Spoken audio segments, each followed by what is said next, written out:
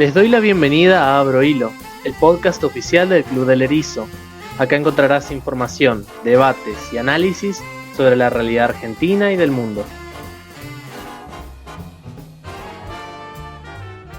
Los hombres se dignifican postrándose ante la ley, porque así se libran de arrodillarse ante los tiranos. Esto reza una declaración del Congreso Constituyente que sancionó la Constitución en 1853. Elegí esta frase para arrancar este episodio porque el tema que hoy nos convoca es uno que, más allá de que siempre lo decimos, es realmente importante. Desde lo institucional implica una cuestión clave para el fortalecimiento de la democracia, para el fortalecimiento de las instituciones republicanas. Nos parecía importante tocar como tema, charlar, porque la realidad es que es algo que viene hace varios meses, pero luego del desarrollo de diversos eventos y hechos, nos parecía que era el momento de hablar del tema. El kirchnerismo en estos meses ha intensificado su lucha contra la justicia independiente, en su búsqueda de una justicia adicta, militante y sobre todo que les garantice impunidad. Y es por eso que han avanzado con distintas medidas, distintas decisiones políticas muy cuestionadas por parte de la oposición y la ciudadanía en general. La realidad es que nos interesaba muchísimo hablar de este tema. Es algo que, vuelvo a repetir, es clave para el fortalecimiento institucional y que es algo que vale la pena hablar e informar. Entonces es por eso que hoy también estamos acá. El tema de la justicia es muy amplio, muchas cosas están involucradas. Hoy vamos a tratar de hablar solamente de una parte de ellas. Seguramente será el primer episodio de muchos que vendrán sobre el tema de la justicia y el derecho, porque la verdad es que hay muchos temas que se están tratando en este momento, que se están discutiendo de a poco, que sobre todo el kirchnerismo empieza a instalar en agenda para conseguir sus objetivos. Siento un gran honor de poder estar acá charlando de este tema. En el día de hoy tenemos un viejo conocido del Club del Erizo, alguien que ha estado siempre en este podcast, así que bueno, Eloy, bienvenido, gracias por estar acá como siempre. Y como ya éramos dos abogados pero nunca son suficientes, sumamos a una tercera persona, Victoria Huahón. Este era un tema que era muy interesante, sobre todo para las personas que estudiamos abogacía, porque bueno, un poco tiene que ver con la profesión, digamos. Así que la verdad es que nos interesaba tenerla a ella. Ella es una eriza más, que hoy está debutando en este podcast, en Abro Hilo. Así que bueno, Vicky, bienvenida y gracias por estar hoy acá. Buenas, bueno, muchas gracias por invitarme, chicos. La verdad que me encanta participar de este tipo de temas y poner en jaque el tema de algo tan problemático como el kirchnerismo avasallando cualquier tipo de derechos y más la independencia de un poder judicial que siempre tendría que haber sido así, pero bueno, con todo, con la mano de Cristina en realidad debajo de la opereta, me parece que es imposible hablar de poder independiente. Me presento, soy Victoria Boón, tengo 21 años, estoy en cuarto año de la carrera de abogacía. Bueno, como dijo Lucas, soy de Junín, estudio en la UNOVA. Bueno, y un saludo a todos los oyentes y gracias por estar escuchando este podcast. Alki, gracias por sumarte hoy. Y bueno, de vuelta, bienvenido Eloy por acompañarnos una vez más acá. Un gusto, como siempre, encontrarme con vos, con Vicky y con el resto de nuestros oyentes. Y un gusto hoy porque, más corporativo que nunca, este es un episodio exclusivamente para abogados. Sí, no sé si exclusivamente para abogados, pero la verdad es que sobre todo esperamos que a esa comunidad les interese. Bueno, un poco estamos también acá, futuros colegas, tratando de hablar de este tema. Y sobre todo, como no nos gusta asumir nada a nosotros, quiero arrancar este tema preguntándole y sobre todo a ustedes que me puedan comentar y puedan comentarle sobre todo a la audiencia que capaz no sepa en profundidad qué es el Consejo de la Magistratura, estableciendo con claridad cuáles son sus funciones, para qué existe, digamos, y sobre todo, digamos, me parece clave entender eso para poder luego pasar a, digamos, qué es lo que está sucediendo, por qué es importante, digamos, darle cabida a este tema, porque la realidad es que, bueno, por algo que decíamos más temprano es muy importante, entonces parece importante arrancar por ahí. ¿Qué es el Consejo de la Magistratura? ¿Por qué tiene que importarnos este tema como tal? Bueno, ahora mismo el Consejo de la Magistratura es el organismo que está en el centro del debate público, porque es justamente el lugar por donde se puede entrar para tratar de esmerilar la independencia de la justicia para un lado o para el otro. Ya sabemos por qué lado vienen los tintes ahora. Pero para tratar de resumir qué es el Consejo, vamos a decir que lo primero que hay que tener en cuenta, y que tienen que tener en cuenta nuestros oyentes, sobre todo los que no sean por ahí abogados, estudiantes del derecho u operadores judiciales, es que el Poder Judicial de la Nación, el Poder Judicial Federal, es un poder del Estado. Suena medio obvio esto, ¿no? Pero, ¿qué quiero decir con eso? Que hace las mismas cosas que hacen los otros poderes. O sea, no es simplemente que está la Corte Suprema que toma decisiones y ya está.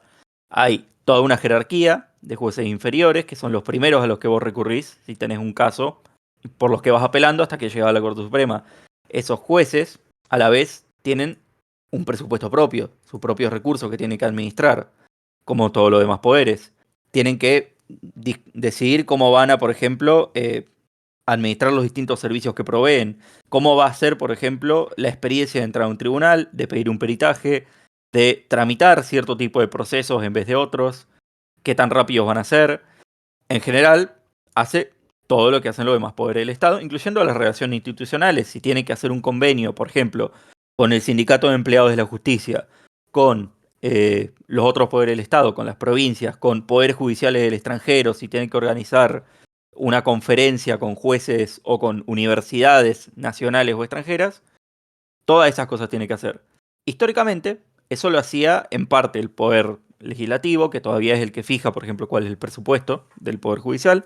Por otra parte, lo hacía la propia Corte Suprema, que es el tribunal que está más arriba del todo, como todos sabemos, mediante lo que llama acordadas, que son como pequeñas leyes internas, reglamentos del Poder Judicial que discuten todos los jueces entre sí. De los de la Corte Suprema me refiero, ¿no? ¿Qué pasa? La Corte Suprema no puede dedicarse exclusivamente a esto. Tal vez primero porque no sea tan bueno, tenga tanto control vertical sobre el Poder Judicial, porque si no, no hay tampoco renovación ni diversidad de opiniones o de formación. Tampoco está bueno que el Poder Legislativo tenga tanta capacidad de entrometerse. Y sobre todo porque la Corte Suprema está muy ocupada, en general, en cualquier país que tenga Poder Judicial, pero sobre todo en Argentina. Yo les pregunto, chicos, ¿ustedes saben la Corte Suprema de Estados Unidos, los Estados Unidos de América, cuántos casos resuelven al año? Me parece que, mira, no quiero tirar una flayada de número, pero alrededor de 100.000 casos, como mucho, el porcentaje más grande. 150 a 200 casos. Algunos más o algunos menos, pero son en la Corte Suprema del país. O sea, resuelve casos que son extremadamente relevantes a nivel constitucional y que se va a hablar de ellos de acá a 100 años en el futuro. O sea, no está para chiquitadas. La Corte Suprema Argentina, en cambio, solamente en el año 2019 dictó 7.000 sentencias para 30.000 casos. ¿Se entiende? O sea, más de 20 veces más de lo que resuelve la Corte Suprema en un país que tiene 5 veces nuestra población. ¿Por qué es esto? Bueno, por muchas cosas que seguramente discutiremos en otro capítulo, pero sobre todo, digamos, a una cultura de la apelación. Básicamente, acá no hay ningún abogado en la Argentina que pierda su caso en un tribunal inferior y se quede contento. Todos quieren llegar a la Corte Suprema, por eso los casos duran 3.000 años hasta que se resuelven. Tema para desarrollar más en otro capítulo. La Corte Suprema está ocupada, no se puede dedicar a resolver todas las cuestiones administrativas y financieras del Poder Judicial y por lo tanto tampoco es deseable que se dedique a ello. Así que cuando se reforma la Constitución en 1994, se llegó a una solución que es crear este organismo aparte llamado Consejo de la Magistratura. Los magistrados son los jueces, o sea, es el Consejo de los Jueces, que se dedica a esto, como digo, las cuestiones administrativas, financieras y de manejo interno del Poder Judicial. Excelente, Eloy. Ahora, vamos también al margen de esta administración y organización, digamos, del Poder Judicial, también es cierto que tiene otras funciones muy importantes y sobre todo es esto lo que preocupa en esta situación en particular que se está debatiendo, que es, digamos, también la designación y remoción de jueces. Si hablamos de un organismo, estamos hablando de jueces federales, ¿no? Y camaristas, digamos, justamente de las cámaras de apelación y todo eso que decía Eloy. Al final estamos hablando de que básicamente es el Consejo de la Magistratura el que a nivel federal determina cómo va a estar compuesta la justicia. Tiene mucha incidencia justamente en esto y es un organismo que es diverso, ahora veremos bien, digamos, cómo está compuesto, pero al final lo que más preocupa en este tema de, bueno, cómo va a estar compuesto el Consejo, qué pautas vamos a seguir, una cantidad de cuestiones más que se están discutiendo ahora, que vamos a charlar, eh, es por lo cual el tema es tan importante y realmente casi una lucha feroz entre oficialismo y oposición por imponer su visión de cómo debería ser el Consejo de la Magistratura. E incluso la Corte metida también ahí en el medio de eso. Así que es más que nada esta cuestión, digamos, por la cual es importante. Me parece importante también determinar que desde el año 1994, o sea, desde la última reforma de la Constitución, básicamente al Congreso le costó 3 años después poder establecer una ley específica sobre el Consejo de la Magistratura. Porque en la ley, que salió en el año 1997, haciendo como un paso histórico medio rápido, por así decirlo, creaba la idea de un consejo con 19 miembros y el presidente de la Corte Suprema. El kirchnerismo básicamente en 2006 lo que decide es modificar esa ley y sancionar la nueva, que es la 26.080, que es entre comillas la que está regulándose ahora, porque lo que hace es reducir el número de miembros de 20 a 13 y los jueces pasaron de 4 a 2 y los legisladores de 8 a 6, básicamente, 3 diputados y 3 senadores. Pero básicamente es un motivo de disputa política, porque cuando se empieza a regular el tema del Consejo de la Magistratura, el Colegio de Abogados de la Ciudad de Buenos Aires vuelve a judicializar la ley contra el kirchnerismo porque dejaba de lado todo el tema de abogados y dejaba de lado el tema de lo que ahora se llama como el académico, ¿sí? Y con este nuevo fallo que se sostuvo a nivel del fuero contencioso administrativo, se decide en realidad que esa cantidad de miembros de 13 sea un poco más repartida, estipuladamente, por así decirlo. Claro, al fin y al cabo de lo que se habla es que los jueces y los abogados y los académicos del derecho, que son elegidos por el Consejo Interuniversitario Nacional, que es una reunión de los directivos de las distintas facultades de derecho del país, dicen, bueno, nosotros somos los que nos dedicamos al derecho, nosotros estamos en el Poder Judicial, nosotros somos los que queremos tener más representación y poder de decisión sobre quién entra y quién sale de la judicatura, de la función judicial. No queremos que todo dependa de, como vos decías, los representantes de las dos cámaras legislativas, del Poder Ejecutivo, e incluso dentro de los abogados, los que eligen sus representantes, que son los de matrícula federal, obviamente no todos si solamente litigas en tribunales de provincia, no elegís a tu representante en la magistratura federal. E incluso esos generalmente son representantes de partidos políticos que son los que hacen campaña en las elecciones internas. Así que en el fondo es una disputa de los operadores del derecho, los operadores judiciales, que dicen queremos manejar nuestros propios asuntos contra, en este caso, el kirchnerismo, que ya todos sabemos que piensa que la política no debería, y la política sobre todo que los beneficia, no debería tener ningún contrapeso y ningún control técnico, académico, ni de ningún otro tipo. Incluso la Corte declara hace poco un fallo contra los actuales miembros del Consejo de la Magistratura porque mencionan básicamente que no están equilibrados entre jueces y que no hay un equilibrio en realidad entre los poderes, por así decirlo. Y el nuevo fallo le daba 120 días para para que las partes, por así decirlo, puedan, o sea, los integrantes puedan elegir a nuevos miembros. Importante aclarar que, digamos, el problema con esta reforma que se hace en 2006, que es lo que se ha criticado y cuestionado desde ese momento, incluso hasta el fallo que se da el año pasado, en diciembre de 2021, la Corte Suprema declara como inconstitucional el Consejo de la Magistratura que teníamos vigente en ese momento y que le daba un plazo, que ahora bueno, vamos a charlar bien de todo eso, de lo que ha pasado en estos meses, pero lo que siempre se ha dicho y el argumento principal para decir que ha sido inconstitucional es que justamente esa reforma básicamente viola el principio, digamos, el espíritu de la ley que se estableció en la Constitución Nacional, justamente la reforma constitucional en el 94, el espíritu de la norma que se establece en el artículo 114 de la Constitución, lo que decía es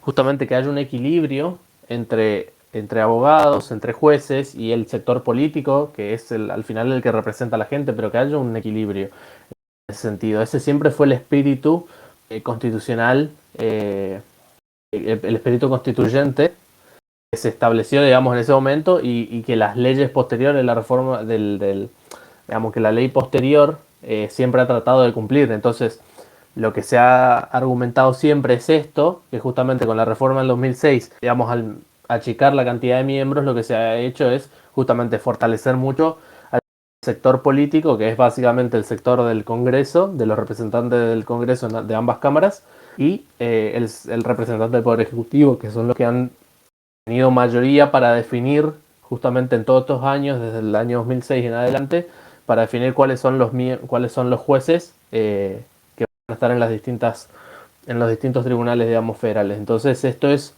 por lo cual, digamos, todo el tiempo se está cuestiona, digamos, este fallo, y es por lo cual, digamos, se ha terminado todo, se ha resuelto, digamos, en la Corte en diciembre del año 2021, el año pasado.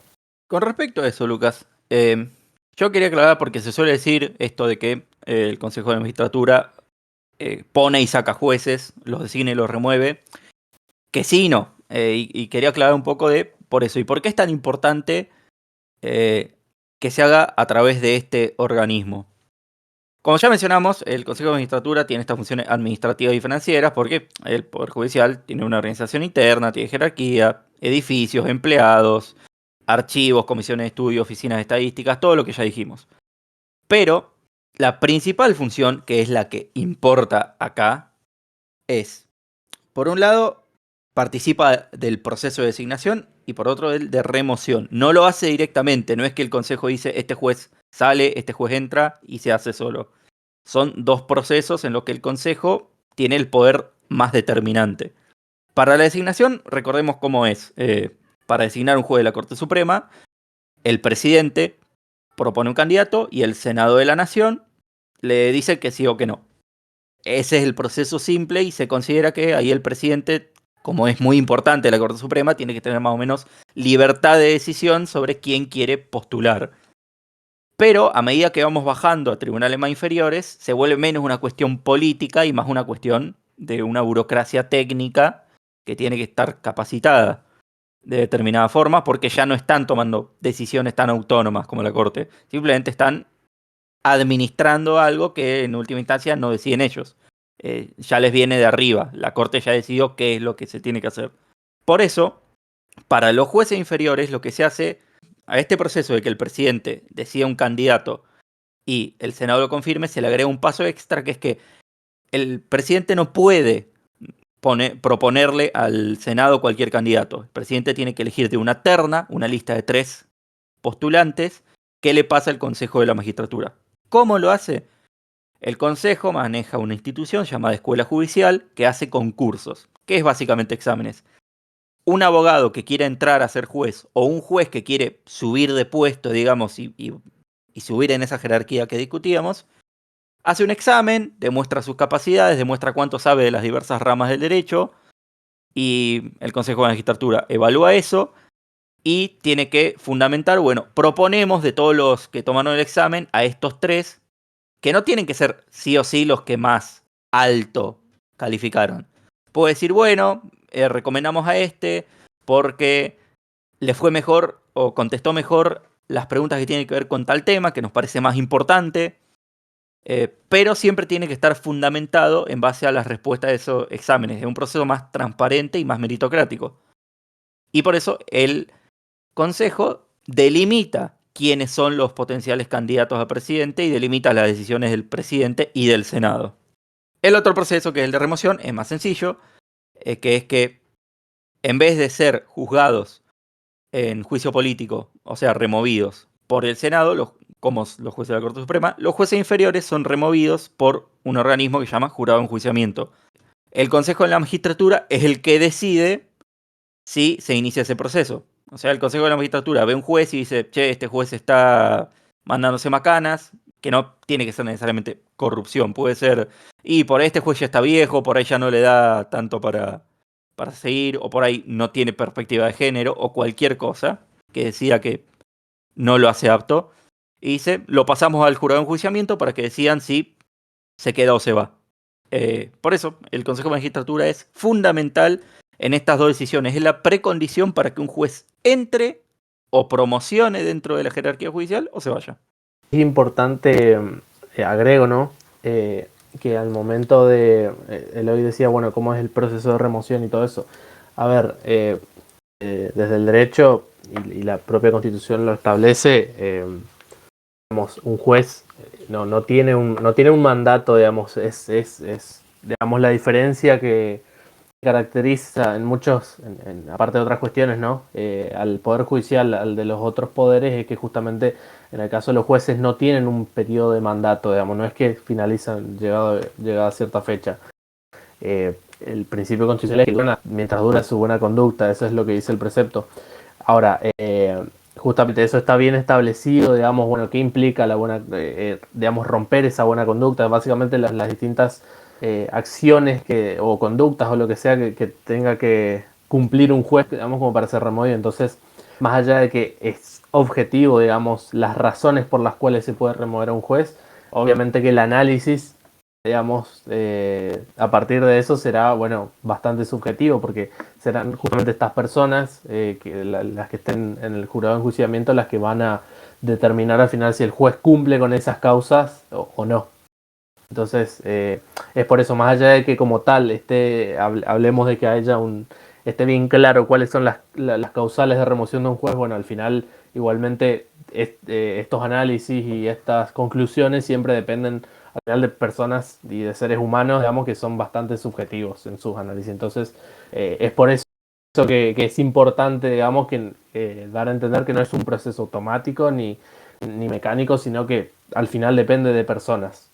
Que eso incluso es una de las cuestiones que pone en jaque o que ponen los militantes del kirchnerismo, el decir, bueno, a ver, si nosotros tenemos jueces que supuestamente van a ser removidos por su mala conducta, pero también esos malos jueces los juzga otro juez que nadie eligió, como que ahí entraría la disputa y ahí entraría el juego de que la justicia o los jueces, los ciudadanos no lo eligen, y es o sea, es una de las críticas más fuertes que tiene actualmente el kirchnerismo, o la cámpora, o el nombre que le quieras poner, contra el sistema de justicia.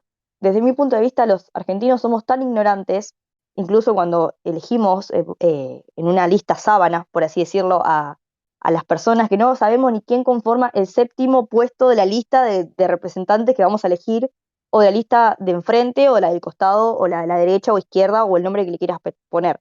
Menos vamos a saber quién va a poder ocupar un cargo tan dimensional como el poder decidir sobre cosas tan emblemáticas como la vida cotidiana de una persona, porque no, o sea, no tenemos que dejar de olvidarnos que los jueces, más allá de todas las cosas que hacen, positivo o negativamente, cada uno tiene su punto de vista, deciden sobre la vida, o en la sentencia, la famosa sentencia, deciden sobre la vida o el transcurso de la vida de una persona, básicamente. No sé qué pensás vos, Elo. Estoy de acuerdo, absolutamente. Por eso, este equilibrio, como decía Lucas, se tiene que lograr. Los políticos, los poderes electos, tienen que tener su representación. El tema es que también tiene que estar equilibrado, porque, como vos decías, no es lo mismo. O sea, los ciudadanos no podemos simplemente elegir un juez porque sigue siendo una cuestión técnica. No es automática, evidentemente, pero es muy importante que la gente que decide sobre estas cosas sean ni siquiera los abogados, como digo, los abogados de matrícula federal, los que efectivamente litigan, los jueces, la gente que no solamente tiene el conocimiento teórico, sino la experiencia de haber pasado por tribunales, de haber tenido que lidiar con cientos o con miles de casos, de saber cuáles son las necesidades del Poder Judicial. Y después, obviamente, hay rosca, hay negociaciones, hay intereses, hay que ver qué rectores o qué decanos son los que votan por un representante o por otro. Obviamente los partidos intervienen en las elecciones internas de los jueces y de los abogados. Y obviamente ahí hay pujas de poder. Pero es una cuestión de lograr un equilibrio entre lo técnico y lo político y entre los puros intereses maquiavélicos de cada uno o de cada sector y el funcionamiento de la justicia e intereses totalmente legítimos de política judicial, como pueden ser promover que los jueces penales no metan presa a gente inocente o que los jueces de familia no sean insensibles ante cuestiones de género y cosas por el estilo. Totalmente. Eh, y ahí yo sumo que, a ver, yo creo que algo que muchas veces dice y se plantea desde una mirada bastante populista, porque la realidad es que no hay otra forma de decirlo, es que se toma como que la idea de democracia o la idea de hacer algo más democrático implica que siempre podamos elegir o que siempre tengamos que tener ese derecho a elegir. La realidad es que por esta dialéctica de que no, que la gente elija, de que el pueblo pueda elegir siempre a sus representantes, todos sus poderes y todo eso, que está perfecto para ciertos cargos, para ciertas funciones, el sistema institucional se pensó justamente en la cabeza de su poder judicial, justamente pensado como el organismo en el cual no se elige de forma directa a los jueces y a sus miembros y a las personas que lo componen.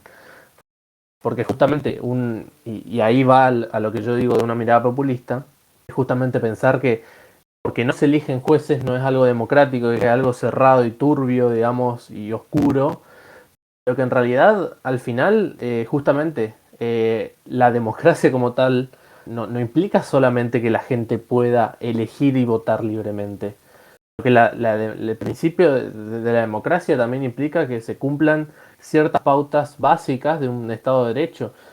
Y justamente ahí será que justamente se eligen personas que estén aptas, digamos, se confía bastante en las personas que elegimos, serán la gente que esté en el poder ejecutivo en ese momento, la gente que esté en el Congreso en ese momento, esos representantes, pero también gente de la academia que no se dedica a la política y que obviamente tendrán, como decía Eloy, tendrán sus miradas partidarias incluso, tendrán sus miradas políticas, porque la realidad es que, sobre todo en las elecciones de los abogados, también se ve, más allá de que no relacionan directamente a fuerzas políticas, espacios políticos, si te das cuenta, son listas, que son candidatos, que muchas veces tienen cierta representación o identificación con ciertos espacios políticos. Entonces la realidad es que, más allá de que incluso en el mundo de los abogados y de los jueces también hay ciertas simpatías políticas, la realidad es que al final justamente se busca un equilibrio para que los académicos, los abogados, los jueces tengan también un equilibrio con estas personas y que justamente los jueces no se elijan democráticamente, porque muchas veces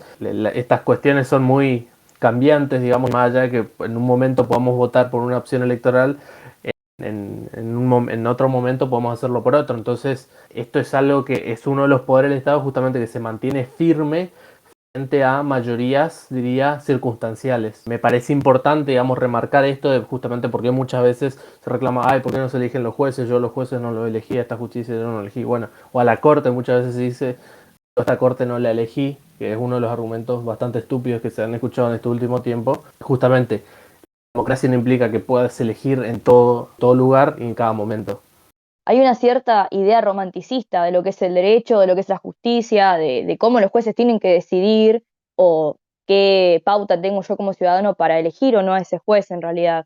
Y esa idea romanticista del derecho es la idea que tiene el populista, como bien decías vos, Lu, con respecto a esto, porque vamos a hablar de que existen tres poderes que supuestamente tienen que estar equitativamente, no importa después si cada particular tiene una idea diferente entre sí, que tendrían que estar equilibrados para llevar a cabo la democracia. Bien, pero en la idea del populismo que vivimos hoy en Argentina, es imposible hablar de un equilibrio. Es más, siempre se va a hablar del desequilibrio que genera el populismo en este caso, y más con un sistema de justicia. Porque con esta idea romanticista de que yo tengo que elegir el juez, yo tengo que elegir cómo va a decidir, y qué sé yo, pues ciudadano promedio, cómo es la norma, qué es lo que se da, porque si se parte del precepto básico de que supuestamente la norma tiene que ser conocida por todos, tenemos literalmente a más de casi un 60% de personas pobres, analfabetas, y le vas a decir que conozca la ley y le vas a decir a ese juez que sancione de la misma forma de una persona que conoce y sabe lo que quiere. Entonces, me parece que está errado, y lo que pasa con el Consejo de la Magistratura, esto de la división, por ejemplo, del Frente de Todos para evitar que se produzca este cierto equilibrio, este equilibrio que no les gusta para nada, va encaminado a eso, va encaminado a conseguir más poder desde otros tipos de frente, y son no solamente chiquilinadas, sino que también pone en riesgo a o sea, toda la democracia y a toda la sociedad en sí misma. Efectivamente, Vicky, obviamente la justicia, como todos saben, tiene muchas deudas históricas con la transparencia, con un diálogo más claro con la gente, etcétera. Pero lo que decía Lucas, el concepto que siempre maneja tanto la justicia acá como en cualquier lugar del mundo, no es que esto es una exoticidad argentina, es poder contramayoritario. Existe para garantizar los derechos de las minorías y de la minoría más pequeña del mundo, que es el individuo. A veces yo digo, la justicia argentina es una mafia, pero es una mafia independiente y muy celosa de su poder. Y en ese sentido es confiable. Por estas cuestiones internas de que le preocupa estar funcionando bien, termina encaminándose hacia eso. Ellos simplemente quieren funcionar bien. Y esas reformas se pueden hacer, simplemente necesitamos estar todos claros, y los ciudadanos, y sobre todo los que nos dedicamos o que aspiramos a dedicarnos al derecho, tratar de informarnos, porque la justicia tiene esta característica que por ahí los otros poderes no tienen, que es que sus fallos tienen que estar fundamentados. Un juez no puede decir, hago esto porque se me canta. Un juez siempre tiene que decir, hago esto en base a tales argumentos derivados de tal ley, etcétera. Totalmente cierto, totalmente cierto. Y ahora un poco para pasar también, ¿no? Porque al final les dije en la introducción de este capítulo que nos encontrábamos para hablar de este tema, no porque simplemente nos haya pintado, che, hablemos del Consejo de la Magistratura, sino que tenía una coincidencia, como siempre buscamos, con un tema de la realidad, y es que más temprano en estos meses han pasado muchas cosas. La realidad es que han sido meses locos para los que han seguido este tema. Apasionante en algún sentido para los que nos gusta la política, pero también preocupante para justamente los que entendemos lo que se jugaron en estos meses y se están jugando en realidad, porque la realidad es que todavía no se terminó el tema. Pero bueno, un poco para volver a eso, ¿no? En 2021, en diciembre de 2021, la Corte emite un fallo, como dije más temprano, donde declara como inconstitucional al Consejo de la Magistratura, a la reforma que se había aprobado en 2006, era el Consejo de la Magistratura con los 13 miembros que estaba vigente hasta hace un tiempito. Entonces declara eso y le da al Congreso de la Nación 120 días para poder básicamente aprobar una reforma nueva. Esto es algo que incluso no se dijo simplemente en diciembre de 2021, sino que hace varios años incluso mucha gente queriendo cuestionar a Rosati por su rol en estos meses, que ahora vamos a hablarlo bien, pero cuestionando a Rosati, decía, bueno, Rosati no decía lo mismo en 2018, porque han surgido algunos videos y eso, donde justamente decían los mismos argumentos que nosotros decimos ahora, que justamente el Consejo de la Magistratura que teníamos no respetaba este principio de equilibrio entre fuerzas, entre representantes de distintos espacios, distintos sectores, y que justamente por eso era inconstitucional. Digamos, uno de los problemas que tenía el Consejo de la Magistratura, y probablemente el más grande, era ese, y lo venían diciendo desde el 2018, que incluso había proyectos y todo de reforma, pero que nunca se terminaron de aprobar. Entonces, bueno, la Corte halla en un momento, a partir de un caso, en 2021, y básicamente les da este tiempo al Congreso para aprobar una nueva ley. Y ahora, si mal no recuerdo, la fecha final era 15 de abril para poder aprobar esa nueva reforma. No pasó. Aprobó solamente en el Senado, obtuvo media sanción. El proyecto obviamente todavía tiene estado parlamentario en diputados, pero la realidad es que todavía no se ha aprobado. Y básicamente las consecuencias se habían establecido en el fallo de que si no se aprobaba la reforma se volvía al Consejo de la Magistratura anterior de 20 miembros, el que había antes de 2006, Bueno, eso es un poco lo que pasó en estos meses, pero con el kirchnerismo obviamente realizando varias maniobras para tratar de impedir esto. Sí, básicamente lo que hicieron, como decís, declaran inconstitucional la ley de 2006. Una de las cosas que se estaba diciendo mucho es, bueno, Rosati medio que puso su propia ley y decidió él cómo va a estar el consejo y justo va a estar él el presidente, y no, lo que pasó es que como se abole la ley o se declara inconstitucional la ley de 2006, automáticamente el Consejo de la Magistratura y el Poder Judicial no pueden dejar de funcionar. Así que automáticamente, para asegurar que el funcionamiento sigue vigente, vuelve a aplicarse la ley anterior, que era la del 97, con esta nueva composición. Se da este límite de tiempo para que o el Consejo decide una nueva ley o los distintos estamentos, como dijimos, académicos, abogados, jueces y políticos, eligen a sus representantes según los mecanismos de la ley vieja. Y efectivamente, el kirchnerismo propuso una reforma que deja mucho que desear. No toma casi ninguna de las recomendaciones de la Corte, porque la Corte tampoco es que dijo, esta ley no me gusta y ya está. Con la de 2006 dijo, bueno, estas son las cosas específicas que la hacen inconstitucional y que habría que corregir. Ya mencionamos el desequilibrio, podemos mencionar la paridad de género, podemos mencionar mayor independencia con respecto a los partidos políticos en la elección de los representantes. Pero en general, el proyecto que puso el kirchnerismo básicamente profundizó con las reformas que habían hecho en 2006. Obviamente no tienen quórum, de esto hablamos en otros capítulos de este mismo podcast, no tienen las mayorías para aprobarla, no se aprobó y se eligieron consejeros nuevos con la ley del 97.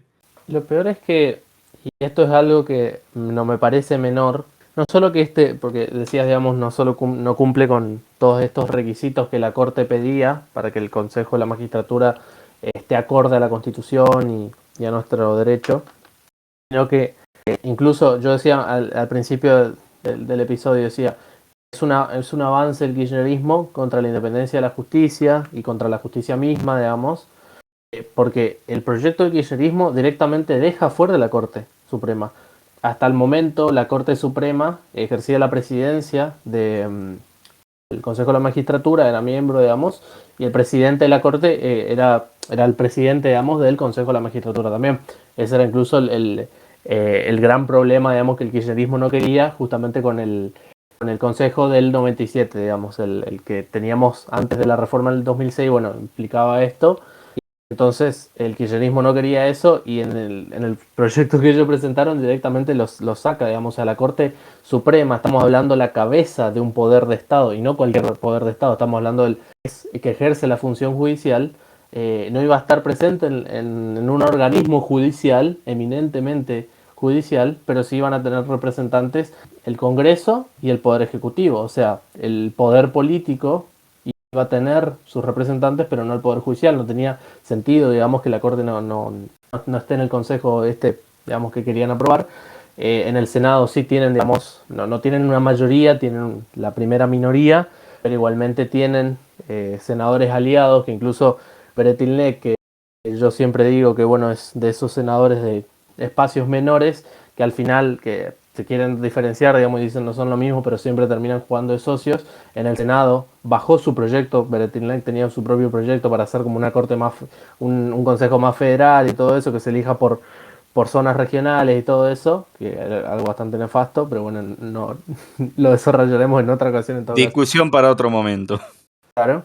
Bajó su propio proyecto y le aportó el voto, digamos, porque obviamente el kirchnerismo también reformó un poco su proyecto, digamos, para que se parezca más al que quería Beretilnec, y básicamente terminó obteniendo el voto para llegar a aprobar el proyecto, y por eso es que obtuvo media sanción. Obviamente Juntos por el Cambio se opuso a este proyecto siempre y votaron por la negativa, pero igualmente el kirchnerismo con los aliados de estos bloques menores terminaron aprobando igual. Y no es solo esto, la idea no es entrar en detalles en el proyecto porque, como decíamos, no es una ley aprobada, simplemente un proyecto que, más allá de que tiene media sanción, todavía resta ver si realmente va a tener los apoyos en la Cámara de Diputados o no. En todo caso, si se diera, ojalá que no, que se aprueba el proyecto, bueno, podremos debatirlo con más detalles y en más profundidad, pero bueno, pasando un poquito de eso, algo importante es que, bueno, como decía, el plazo no se cumplió, se llegó al 15 de abril, un viernes, y no estaba aprobado el proyecto. Entonces, ¿qué pasó? El lunes siguiente, básicamente Rosati, como presidente de la Corte y por lo tanto presidente del Consejo de la Magistratura, agarró y simplemente lo constituyó al Consejo, juró a los abogados que había falta, a los abogados federales que habían tenido su elección un par de semanas antes como miembros del Consejo, y avanzó básicamente la constitución del cuerpo, que tendría que tener 20, porque de los 13 que tenía que agregar 7 más.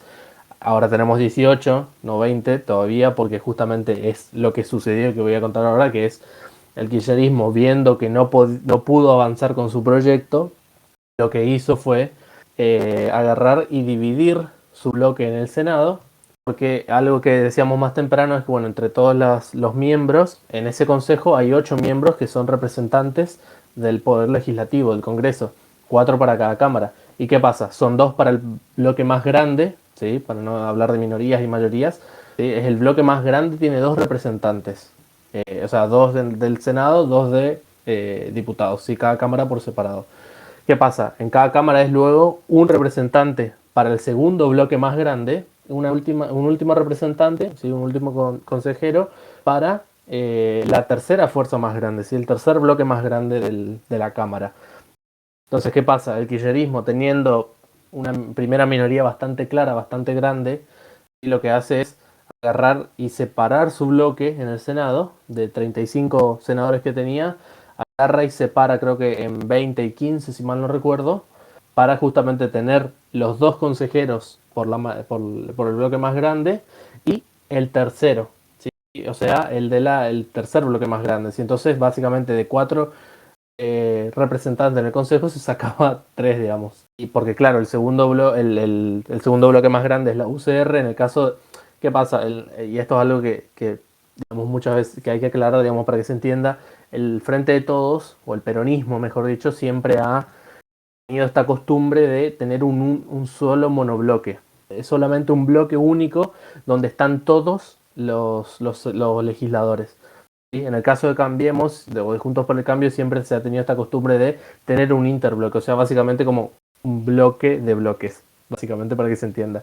Entonces, ¿qué pasa? Ahí estaban el bloque de la UCR y el bloque del PRO, que al PRO le tendría que haber correspondido justamente este último consejero, ¿sí? Por ser el tercer bloque más grande, pero el peronismo agarró y se dividió, entonces tenía el primero y el primer bloque más grande y el tercero, entonces al PRO lo dejaba fuera, solo la UCR iba a tener en el Senado su representante. Sí, esta es una jugada que hizo Cristina justamente, que armó para robarse un consejero más, y bueno, ahora es que salió todo este problema, digamos, de que iba a ser el Massa o no, digamos, en diputados. Al final no hizo lo mismo, pero bueno, es básicamente esta jugada, digamos, que intentaron hacer esta maniobra, no es ilegal, pero tampoco es correa de derecho, digamos, realmente. No respeta el espíritu de la ley.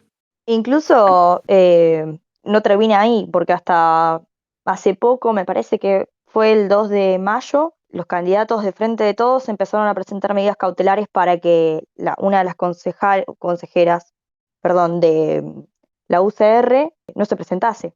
Entonces no es algo que queda ahí, no va a quedar ahí, claramente. Van a hacer todo lo posible para evitar que tanto el PRO o la UCR o cualquier partido de minoría que no lo favorezca a ellos, o sea, le saque el puesto. Manotazos de abogado, diría yo.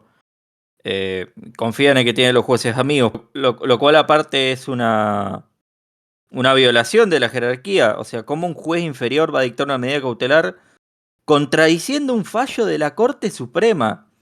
Es una ridiculez, pero como digo, me parece más bien manotazo de abogado y cosas que no van a prosperar en el largo plazo por cómo está hoy el equilibrio de fuerzas y porque, en última instancia, Rosati ha demostrado que tiene más que la capacidad, tiene la voluntad y la disposición de no dejar que estas cosas pasen. Pero bueno, de las internas de la Corte y la Presidencia, el rol que cumple cada juez, tendremos que hablar en otra ocasión. Totalmente. La realidad es que es gracioso y me reí realmente cuando salió la respuesta a la Corte al diputados, ¿no? El jefe de bloque básicamente fue a presentar una cautelar ante el juez federal de Entre Ríos, Daniel Alonso, y bueno, claro, el juez falló, le concedió esa cautelar y la Corte básicamente respondió diciendo que cómo iba a pretender parar, porque lo que básicamente decía la cautelar era justamente para parar el proceso, este fallo de inconstitucionalidad, digamos, tratar de parar y que realmente no se vuelva al consejo anterior, ¿sí? Eso es lo que intentó hacer el kirchnerismo, hasta que no hubiera, digamos, la aprobación del proyecto. Eso era básicamente lo que alegaba la cautelar, digamos, que justamente como había un proyecto de tratamiento, bueno, que esperara, digamos, a que se constituyera un nuevo Consejo de la Magistratura y no que se volviera a la ley anterior. Lo que pasa es que, claro, la Corte agarró y dijo, digamos, esto es cosa juzgada, no podés, digamos, no puede, justamente como decía Eloy, un juez de primera instancia ir en contra de un fallo de la Corte, ¿sí? E incluso te diría más, no solo se vio el principio de cosas juzgadas, sino que también algún procesalista incluso te diría, se viola también el principio de economía procesal, pero bueno, la realidad es que son muchas las cuestiones por las cuales se caía de Maduro que no iba a poder continuarse, digamos, con esta cautelar. Y bueno, y luego es que justamente no habiendo prosperado ese es que avanzan con esto en el Senado. Massa igualmente no hizo lo mismo que Cristina, en ese sentido se le reconoce porque igualmente se le dio en diputados a Roxana Reyes, la diputada radical, digamos, es la que digamos, al final terminó quedándose con este segundo consejero de las minorías, de los bloques minoritarios. Básicamente Massa no jugó de la misma forma que Cristina, pero se criticó mucho porque justamente era un intento, una especie de truco, maniobra simplemente para, bueno, no nos salió la jugada de parar el Consejo de la Magistratura. No queríamos, bueno, agarremos y tratemos de robarnos la mayor cantidad de consejeros que podamos para tratar de equilibrar para nuestro lado los miembros del Consejo. Yo creo que si ya fueron por el Consejo de la Magistratura, ahora, ¿qué queda? ¿No? O sea, porque en esta idea avasallante que tienen los populistas o los kirchneristas, o el nombre que le quieras poner, Cristina, Alberto o Massa, no importan los nombres, ¿qué es lo próximo que quieren romper institucionalmente hablando, ¿no? Porque van a hacer todo lo posible para modificar a gusto y a piacere lo que quieran, básicamente, porque piensan y quieren tener el poder de todo. Afortunadamente, al parecer, no le dan los números para hacerlo. Y tenemos poderes que todavía son independientes y que no van a permitir esos avances. Y si efectivamente avanzan, lo vamos a ir cubriendo en vivo acá mismo en este podcast. La última reflexión que quiero hacer, un poco para ir cerrando este episodio, no sé ustedes, pero a mí no me sorprende para nada lo que hizo el peronismo en este sentido, porque si no sos peronista como que te acusan esto de ser gorila, de que muchas veces buscas que un gobierno caiga o que sos golpista y todas estas cuestiones, y me da gracia porque dentro del propio peronismo, digamos, se han limado muchas veces a sus propios referentes. El kirchnerismo viene limando a Alberto hace tiempo, incluso ya toda esta cuestión cuando fue el tema del FMI, que el bloque se dividió y votó, algunos votaron en contra, el bloque cristinista, digamos, votó en contra, pero digamos, en estas cuestiones se unen, y más allá de que por momentos pueda parecer que son distintos y que no es todo lo mismo, en este tipo de cuestiones que te das cuenta que en realidad al final sí son lo mismo. Y con la etiqueta que quieras, peronismo, kirchnerismo, albertismo o masismo incluso en algún sentido, cuando hay intereses en juego que ambos quieren, como es justamente limar la confianza en la justicia, que haya menos independencia judicial, que es justamente uno de los poderes del Estado, que es uno de los que mantiene en algún sentido el Estado de Derecho, con sus cosas malas y con sus cosas buenas, pero mantiene el Estado de Derecho, bueno, es justamente el poder al que más poder le quieren sacar. Entonces, en ese sentido, te das cuenta que a pesar de que por momentos puedan estar divididos y se odien, al final muchas veces los objetivos hacen que se traguen algunos sapos y que trabajen juntos en contra del Estado de Derecho, de la República, de la democracia y en todos los valores en los que nosotros creemos. Así que al final tan distintos no son, muchachos. Este ha sido un episodio muy, muy interesante que teníamos muchas ganas de hacer hace tiempo. Creo que salió una linda conversación. Así que, bueno, gracias chicos, a Eloy y a Vicky por estar hoy acá nuevamente. Les agradezco. Y esperemos no haberlos abrumado a los oyentes con demasiado idioma abogadil. Bueno, gracias a los dos por haberme invitado y espero que hayan disfrutado el podcast. Sí, segundo lo que dice Eloy.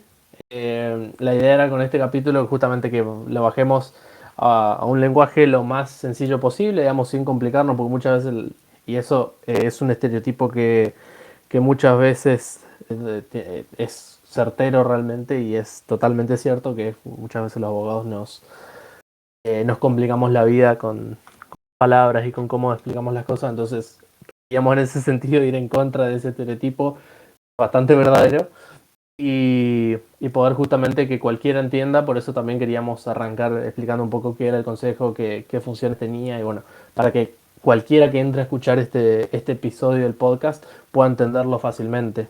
Ustedes serán los jueces al final de esto. Así que bueno, muchas gracias por estar nuevamente en este capítulo, por escucharnos una vez más. Como siempre, síganos en nuestras redes oficiales, así se enteran cada vez que subimos un contenido nuevo, lo tienen al toque porque se enteran, ven el tweet, ven la historia, lo que sea, ven la notificación incluso y saben que bueno, el Club del Erizo tiene un video nuevo para escuchar y ver. Arroba Club del Erizo oficial en Instagram, arroba Club del Erizo en Twitter, ¿sí? Tenemos nuestro canal de YouTube que se llama Club del Erizo, si lo buscan lo van a encontrar fácil. Ahí está justamente este podcast, ¿sí? Que lo pueden escuchar en Spotify o en YouTube. Y también hay otro contenido, digamos, es más complejo, que también es Salto Podcast con los chicos que realizan sobre historia, ¿sí? Sobre distintos periodos históricos. Incluso ahora el último que hicieron, si mal no recuerdo, es sobre Roca, ¿sí? Sobre la presidencia de Roca, que es una de las más polémicas y más interesantes también por otra parte. De hablar y de escuchar, así que digamos, se los recomiendo particularmente. Y bueno, espero que les haya agradado este capítulo y gracias por seguirnos, gracias por escucharnos siempre y nos vemos en una nueva ocasión con otro capítulo de Abro Hilo.